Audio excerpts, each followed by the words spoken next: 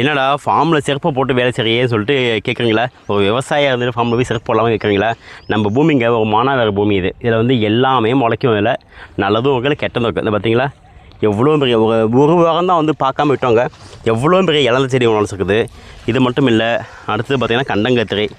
இது என்னன்னாக்கா, இது முள் வந்து குத்துனாக்கா வெளியில் வந்தால் பரவாயில்லைங்க. குத்துனதுக்கு போக தேய்ச்சோம்னு வச்சுக்கலாம், உள்ளே உடஞ்சி படுது உங்களுக்கு. அது ரொம்ப தொல்லையாக நம்மளுக்கு அது.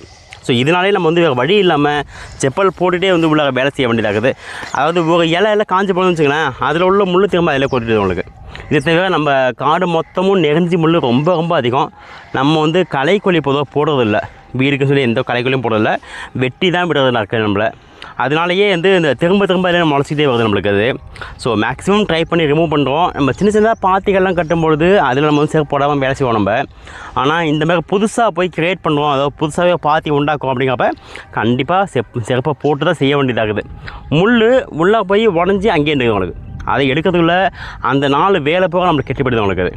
அதுக்காக சரி வழி இல்லாமல் சொல்லிட்டு தான் நாங்களும் செருப்பை போட்டு தான் அந்த விவசாயம் செய்ய வேண்டியதாகுது.